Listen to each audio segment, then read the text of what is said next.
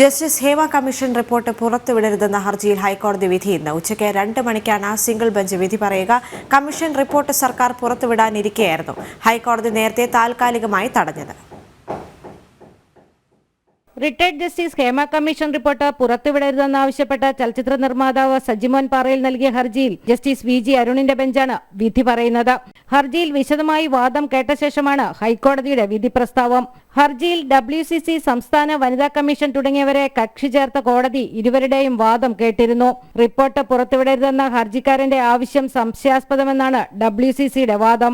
Cinema മേഖലയിലെ വനിതകളുടെ തൊഴിൽ സാഹചര്യം മെച്ചപ്പെടുത്തുവാൻ സർക്കാരിനൊരു മാർഗരേഖയാണ് റിപ്പോർട്ടെന്ന് വനിതാ കമ്മീഷനും വാദിച്ചു. റിപ്പോർട്ടിന്റെ സംഗ്രഹ ഭാഗവും ശുപാർശയും പുറത്തുവിടണമെന്നാണ് കമ്മീഷന്റെ ആവശ്യം. എന്നാൽ റിപ്പോർട്ട് പുറത്തുവിടുന്നത് കമ്മിറ്റിക്ക് മുൻപിൽ മൊഴി നൽകിയവരുടേതടക്കം സ്വകാര്യതയെ ബാധിക്കുന്ന വിഷയമാണെന്നും അതിനാൽ അനുവദിക്കരുതെന്നും ഹർജിക്കാരൻ ആവശ്യപ്പെട്ടിട്ടുണ്ട്. സ്വകാര്യതയെ ലംഘിക്കുന്ന വിവരങ്ങൾ ഒഴിവാക്കിയാണ് ഹേമ കമ്മിറ്റി റിപ്പോർട്ട് പുറത്തുവിടാൻ ഉത്തരവിട്ടതെന്ന് വിവരാവകാശ കമ്മീഷനും ഹൈക്കോടതിയിൽ വാദമുന്നയിച്ചിരുന്നു.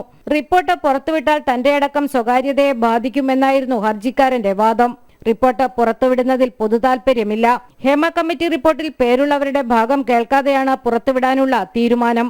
റിപ്പോർട്ട് പ്രസിദ്ധീകരിക്കുന്നത് സ്വാഭാവിക നീതിക്ക് എതിരെന്നും ഹർജിക്കാരൻ വാദമുന്നയിച്ചിരുന്നു. ചലച്ചിത്ര മേഖലയിലെ വനിതകളുടെ പ്രശ്നങ്ങൾ പഠിച്ച റിട്ടയർഡ് ജസ്റ്റിസ് കെ ഹേമ കമ്മീഷന്റെ റിപ്പോർട്ട് സ്വകാര്യത സംബന്ധിച്ച വിവരങ്ങൾ ഒഴിവാക്കി പുറത്തുവിടണമെന്ന സംസ്ഥാന വിവരാവകാശ കമ്മീഷൻ ഉത്തരവ് റദ്ദാക്കണമെന്നാവശ്യപ്പെട്ടാണ് ഹർജി.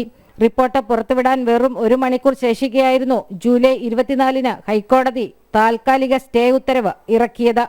ജനം, കൊച്ചി.